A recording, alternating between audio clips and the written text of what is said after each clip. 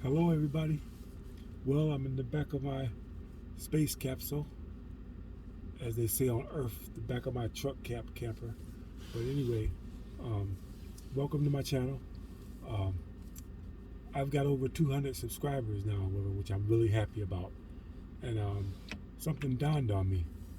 I've got over 200 subscribers, and up to this point, far as I know, nobody that actually knows me, you know, on my channel.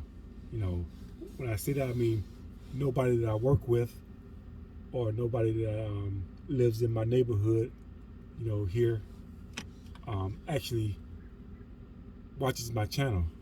Now, at some point, with the odds, somebody's gonna stumble across my channel that actually knows who I am. Maybe somebody that works with me, or maybe somebody that used to work with me. Um, Somebody that lives here in the same park that I live in. People, and they wouldn't tell me because they know I'm a private person. If they know me, they know I don't tell people nothing. You know, um, and they know that if they were probably to tell me that they watch my channel, I'd probably be like, "Oh, that's it. I'm canceling my channel and going off the air and whatever." So they would think I would just clam up on my channel and wouldn't tell any more of my information because they're so curious about me to find a way to find out about me and whatever. Um, they they definitely um, wouldn't let me know. So um, this video is for any of you people out there that know who I am, that have worked with me before, that that live in this park or whatever. Because I'm pretty sure at some point, sometime, eventually, as my channel grows, and if you haven't already stumbled across it, somebody has stumbled across my channel. Well, I'm not that stupid. I know how people are, and I'm gonna. And this is for you people because if you know me, you know that I'm a very private person. I don't tell people nothing. You know that, but you don't know why I don't tell people nothing about me. I'm gonna explain to you why in this video because you're here, so I might as well tell you the whole story. So anyway, if I work with you on a job is a place where everybody's in competition. Everybody wants the boss to think highly of them.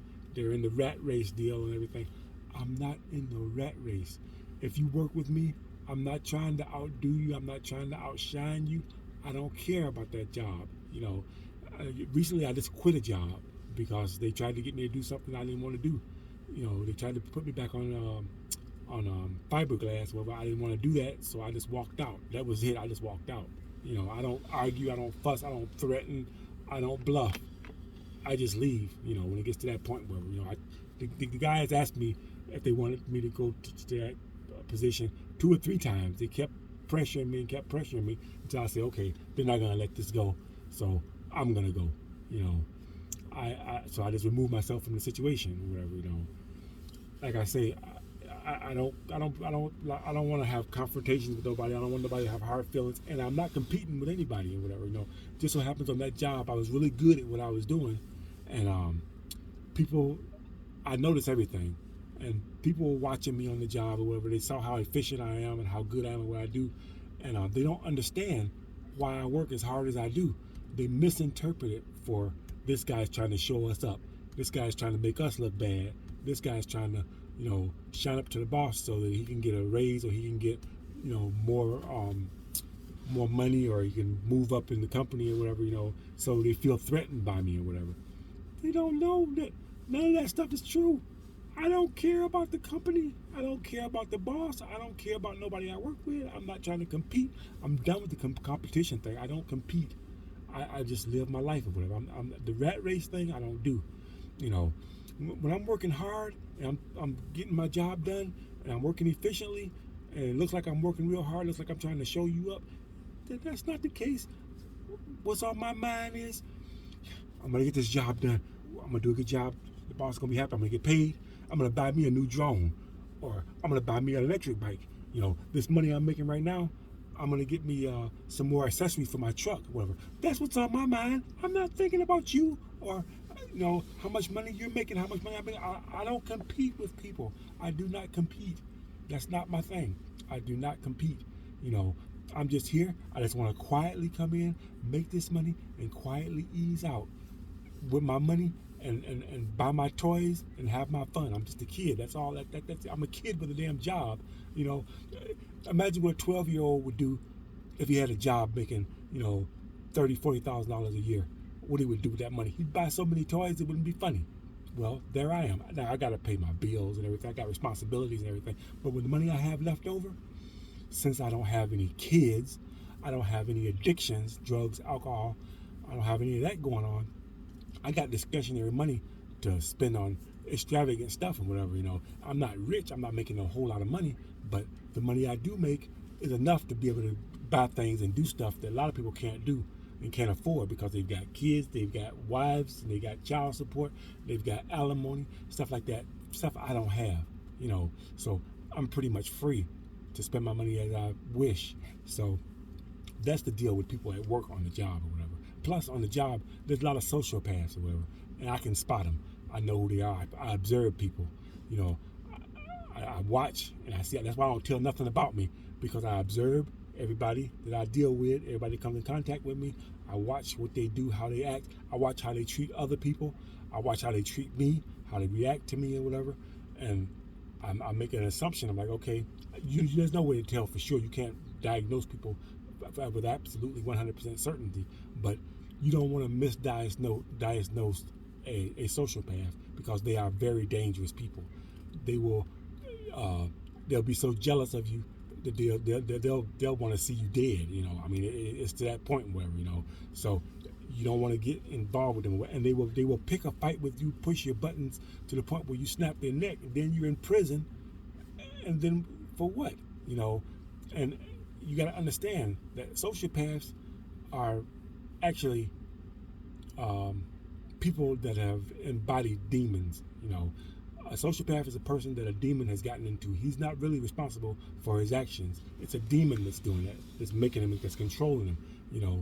A demon will make a person, run up on you and get you to fight him, and knowing that there's no way they can win.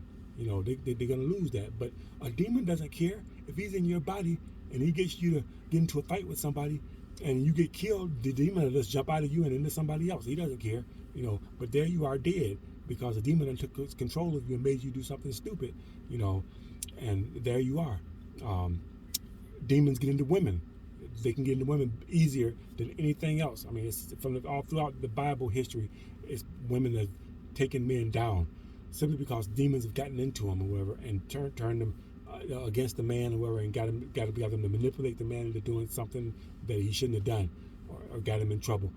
Demons will get into people, and it's easier to get into women than it is to get into men. But and like I say, these people are responsible for what they're doing. The demons have gotten control over them, and they'll make them treat you certain ways or whatever to steal your joy, and to steal your happiness, and to steal your peace. Because that's what they thrive on. I say demons because the devil himself, he doesn't have time to mess around with you.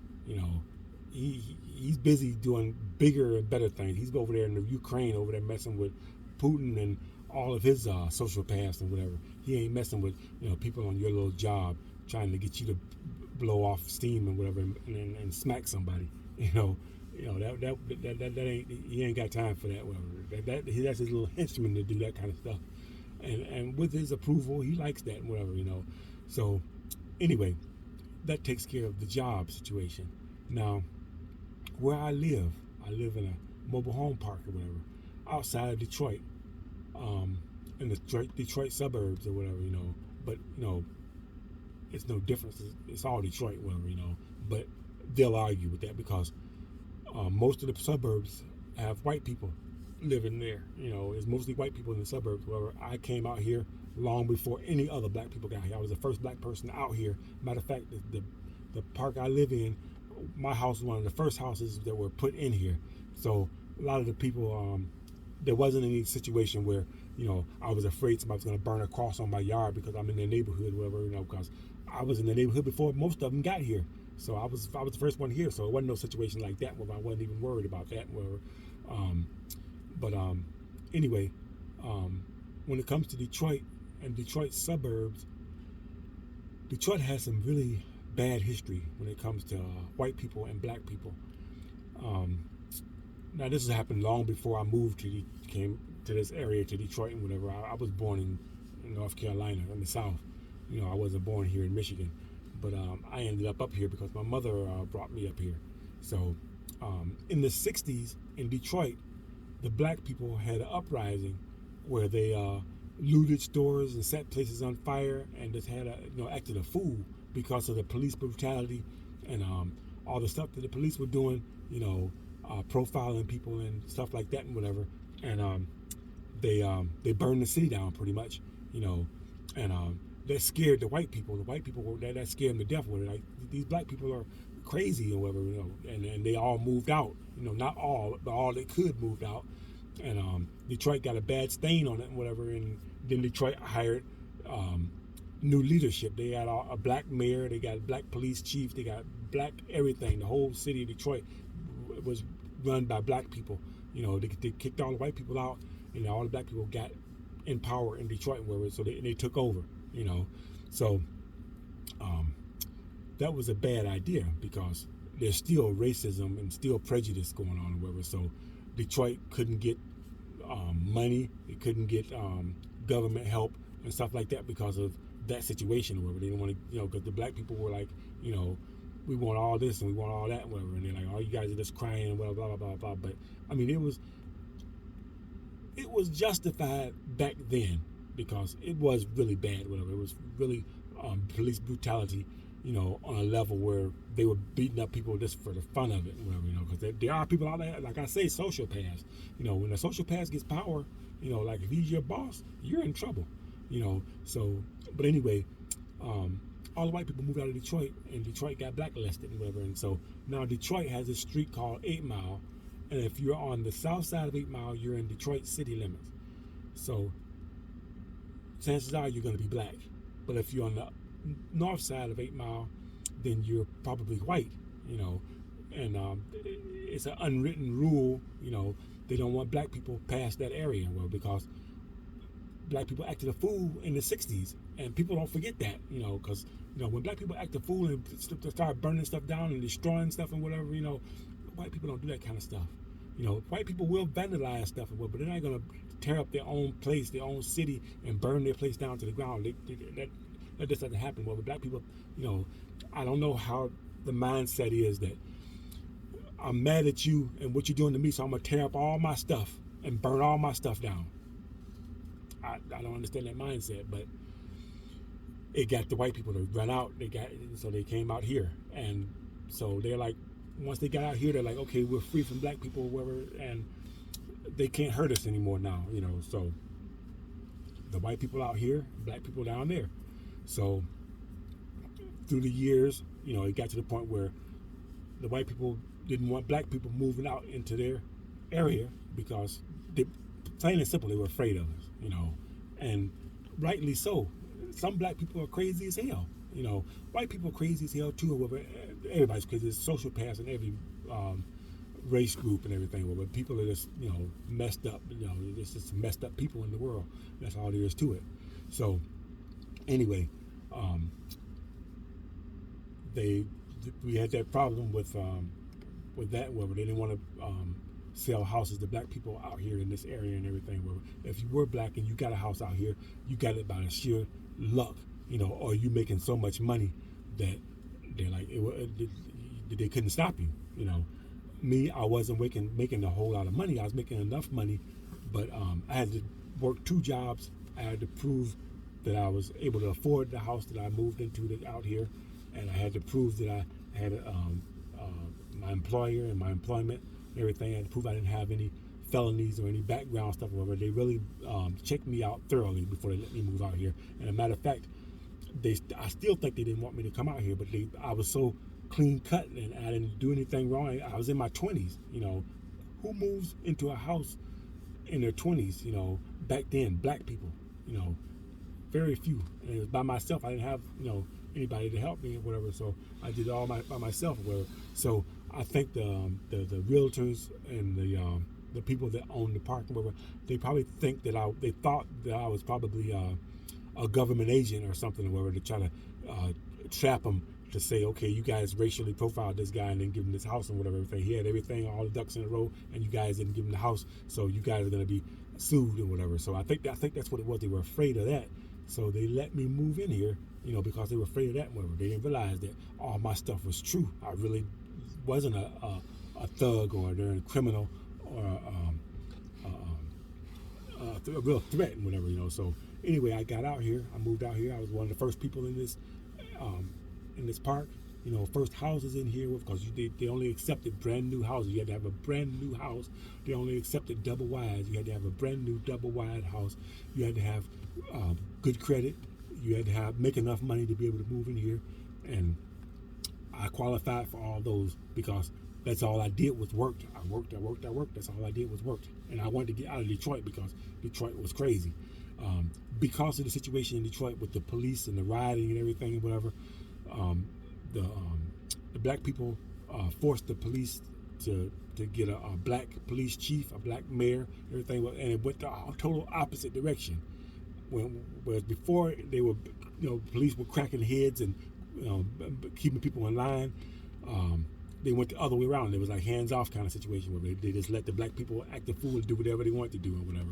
That's why it was so much black crime in Detroit and whatever. You call the police or whatever, they would, if they showed up, they'd show up, the next day or hours later after the crime has been committed. That's why it was a murder capital of the world for a while, because the police refused to do anything. Where they say, okay, we're gonna let these niggas kill themselves, let them kill each other. We don't care. So because of the problems with the police they had, whatever, and everything. So that's why Detroit was so as bad as it was, because there were still sociopaths. There were still people in Detroit, that black people that needed to get their heads cracked with a darn flashlight or a billy club or shot. There are people that need to be shot. There are sociopaths out there. There are still black sociopaths out down in Detroit, whatever. They're out there running around loose, shooting people, killing people, raping people, doing all that stuff. They're still down there, But the police can't do anything to them because, their hands are tied with it, because they're going to cry, what is it, that thing they got going on? Hands up, don't shoot. Black Lives Matter, but that only means, Black Lives Matter to the police or whatever. You can't shoot black people or whatever. But black people can shoot each other. I don't understand that one, but that's the way it is. So I got the hell out of there and moved out here. Not necessarily because I wanted to get away from black people or whatever, because I never had any problem with anybody. Nobody ever bothered me and whatever. What I heard in the news and what I see on TV every night, whatever, people getting killed or whatever. I hear gunshots when I was living in my apartment in Detroit and whatever.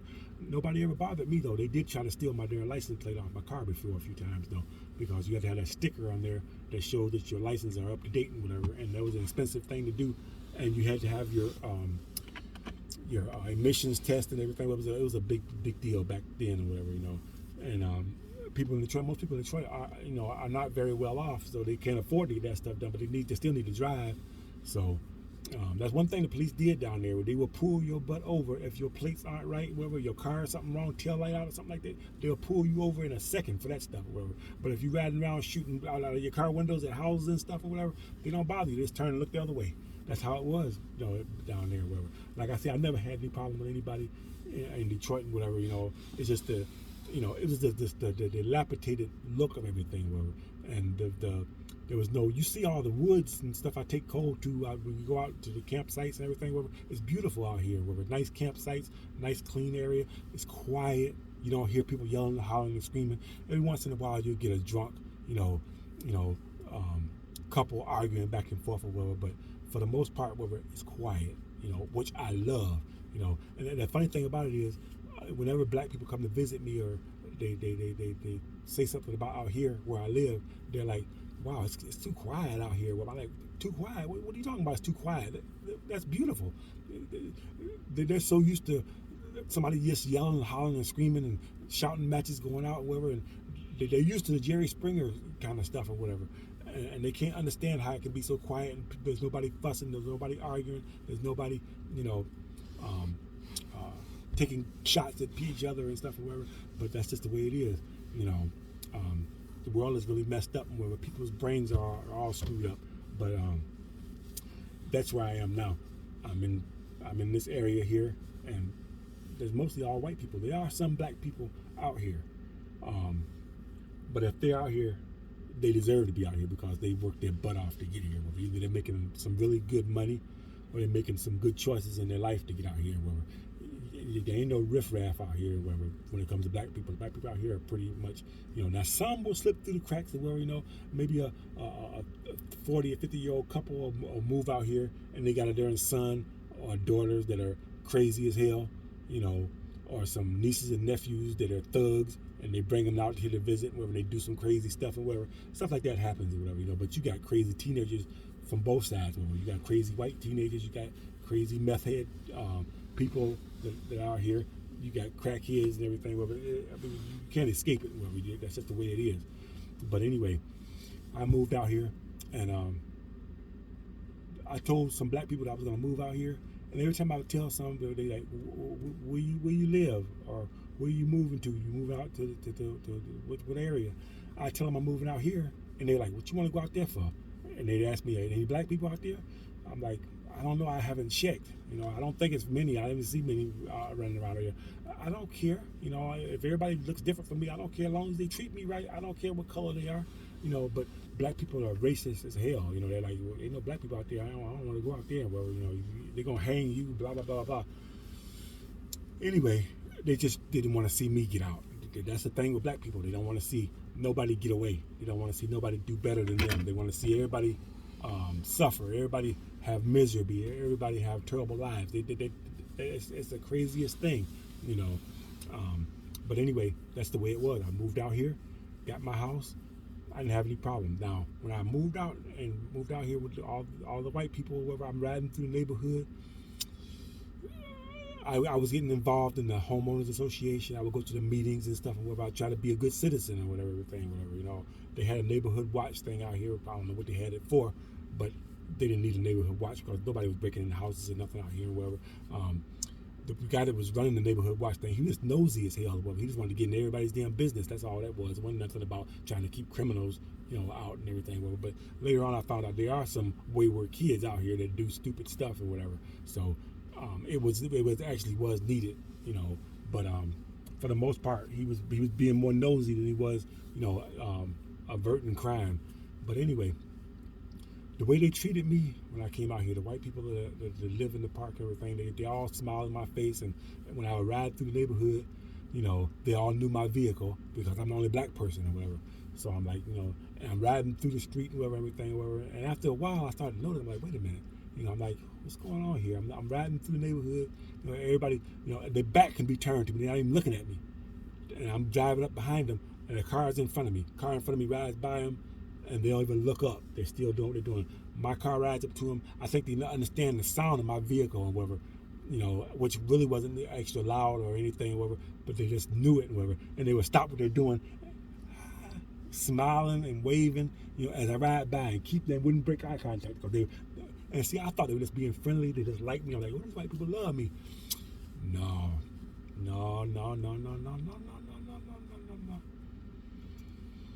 I would ride down the street.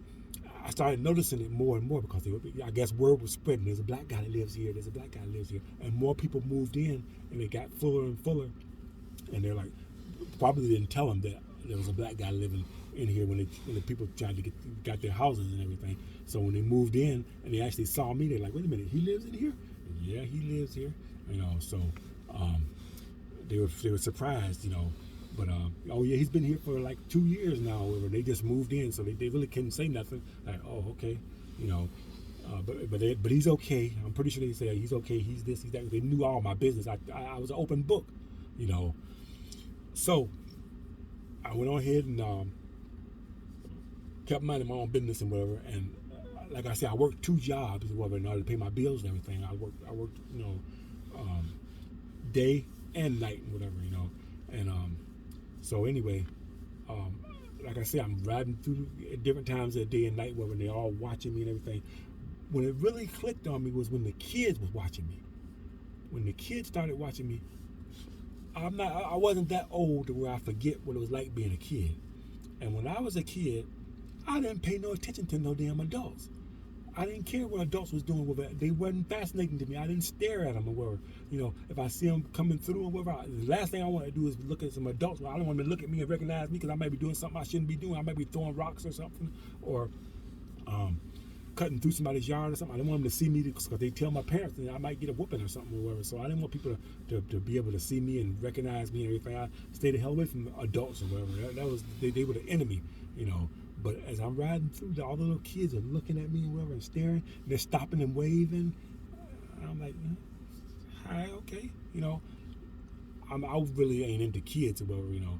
Kids love me for some reason, but I just thought it was strange that they were, you know, so interested in me and whatever. So, but later I found out that their parents had told them to keep an eye on that guy. What's that guy doing? You know, and they probably asked him because they didn't know what they knew what I did. I told everybody I was an open book, so they knew I worked, you know, as a bricklayer. They knew that I worked in security at night and whatever. They knew all my business, so there wasn't nothing to. But the thing is, they couldn't believe it. They're like, no. They say this guy works hard. He works all day as a bricklayer. He works at night as a security guard. But that doesn't fit. We don't believe it. All we see is a black guy from the hood that could rape our daughters or rape our wives at any moment, or he could rob us or break into our house at any moment. That's all they saw was the skin.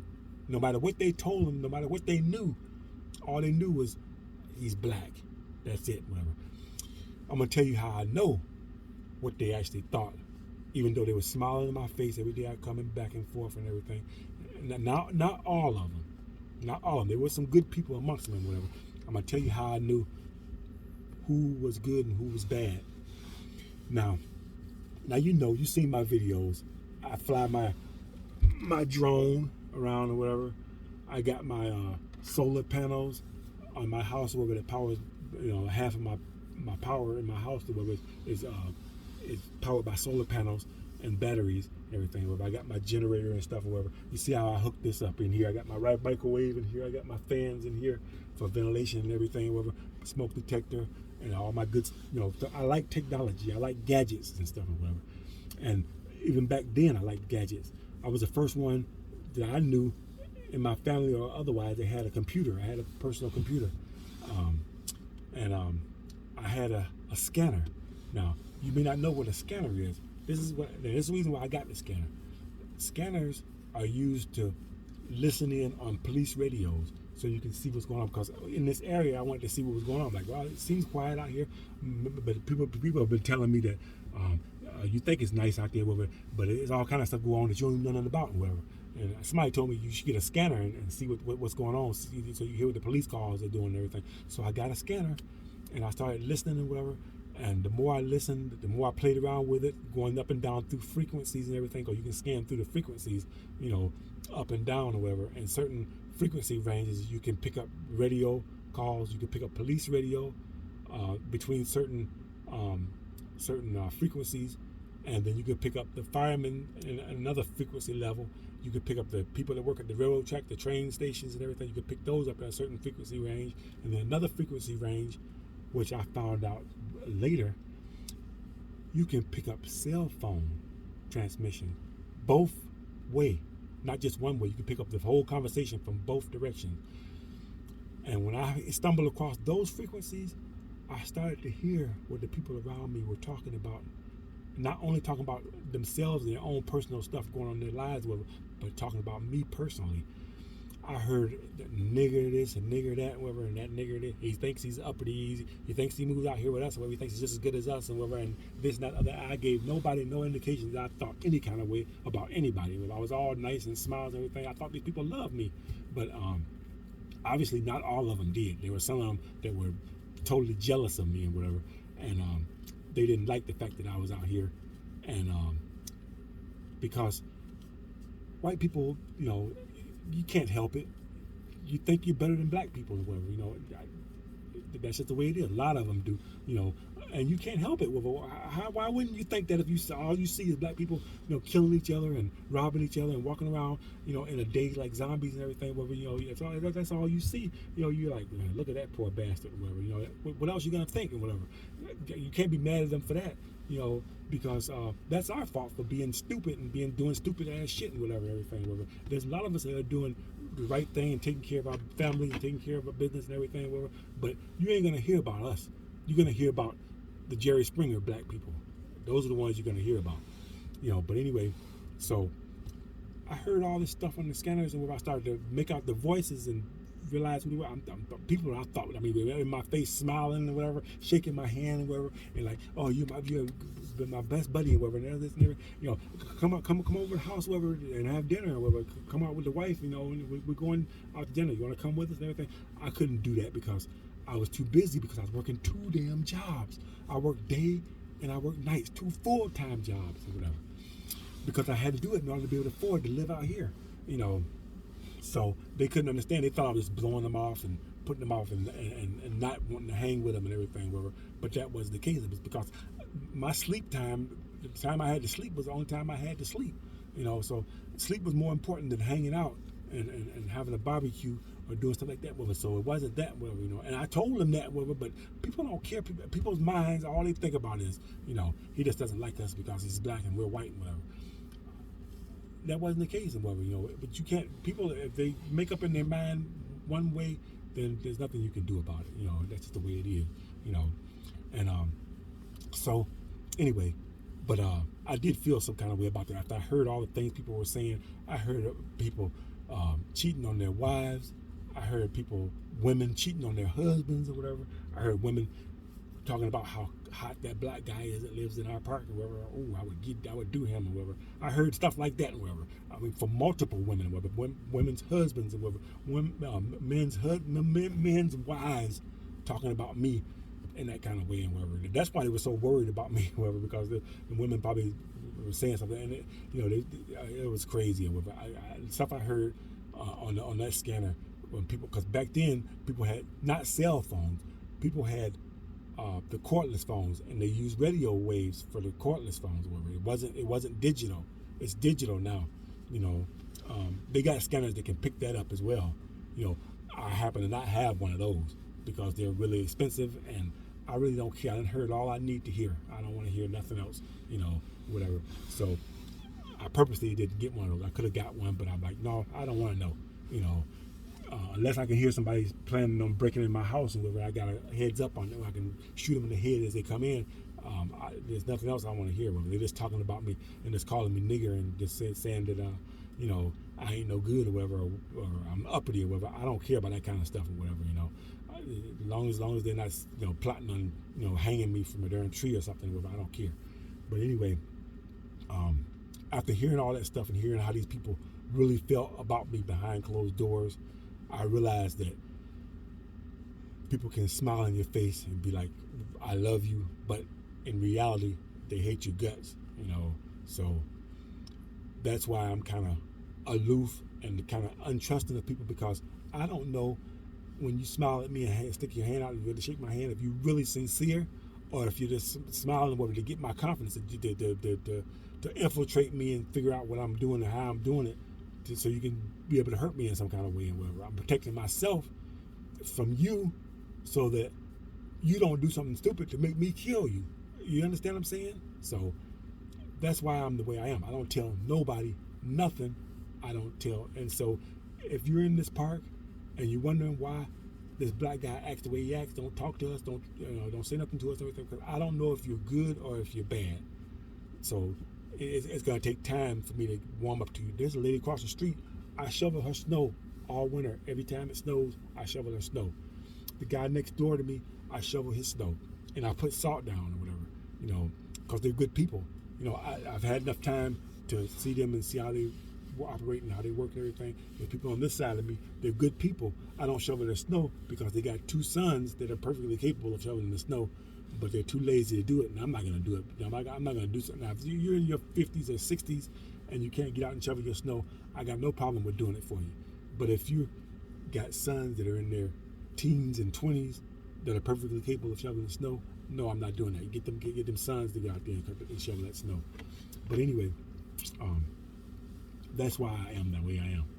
I don't trust nobody until I, you know, thoroughly understand who you are. And a lot of times I don't take the time to try to figure out, you know, if people are good or bad. I just keep people at a distance. Just keep everybody at a distance, because sociopaths are so dangerous that you don't want to, you know, let them into your life. With even the good people, you can't tell them too much because they're stupid enough to go to the sociopath and tell them all your business. So you might as well have told the sociopath in the first place. So you really can't trust anybody because people are stupid. They don't realize that there are sociopaths out there. And sociopaths are nothing but human beings that demons are possessing and controlling and whatever. You understand what I'm saying? You got to understand that there are demonic spirits and forces out there that are getting into people and making them do stuff or whatever.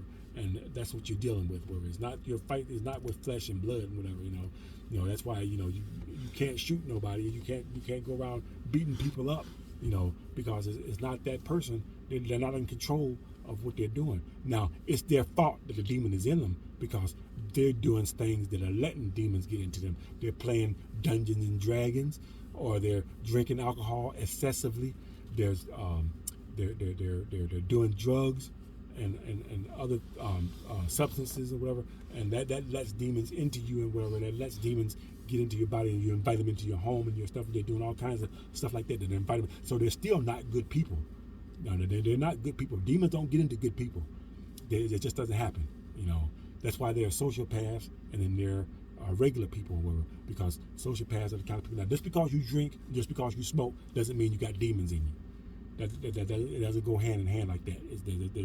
It's a complicated situation, but if you do drink and you do smoke, there's a danger that these demons can get into you, and they're going to destroy your life, but they're going to make you destroy everybody's life that they get you to destroy before they destroy yours. But they're going to destroy yours. You're not going to get off scot-free. The demons aren't there to help you or do anything. They mean you no good, you know. So, you know, that's just the way it is. But anyway, this video is way too long, and I've been rambling on about crazy stuff or whatever that people probably don't want to hear. You tune into my channel so you can see camping gear and my camping stuff or whatever. But like I say, I got over 200 subscribers now, and I just wanted to explain myself to the people that I work with, the people that I live around, you know, why I am the way I am, because I am an enigma. People don't understand me, and if you tune into my channel and you pay attention to everything I just said, whether you understand why I am the way I am, I just don't trust anybody. I treat everybody the same, you know, black or white and whatever. So that's just the way it is, whatever, you know. So anyway, thanks for watching. I'll see you on the next one. Give me a thumbs up or give me a thumbs down, you know, because I know probably you guys don't want to see videos like this. You want to see me camping, and you want to see me playing with Cole. Cole is in the house, nice and safe and sound. I'm sitting in my driveway with my truck, in my truck camper. All my power right now is coming from the house, from my solar panels. I got my cord plugged into my my battery, my 200-watt inverter. So everything that you see going in here, this heater here, I got my fan off, the light, the microwave. Matter of fact, I got a pizza in there. Oh, it's a little tight in here.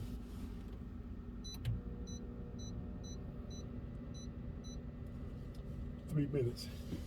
Yeah, that's how long it takes that pizza to cook.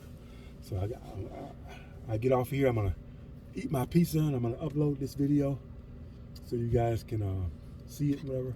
Hopefully I don't lose any subscribers, but I'm hoping I gain some, you know, whatever, because I still have to work hard. But I'm going to work tomorrow. Tomorrow is Sunday. I got to work tomorrow because my YouTube channel isn't making me any money, and I want to go to Florida this year. So anyway, thanks for watching. I'll see you on the next one. Don't forget to hit the like button or the dislike button, whichever you feel that you need to hit. But hit one of them, one or the other. I don't care which one. Go ahead, hit it. And I'll see you on the next one.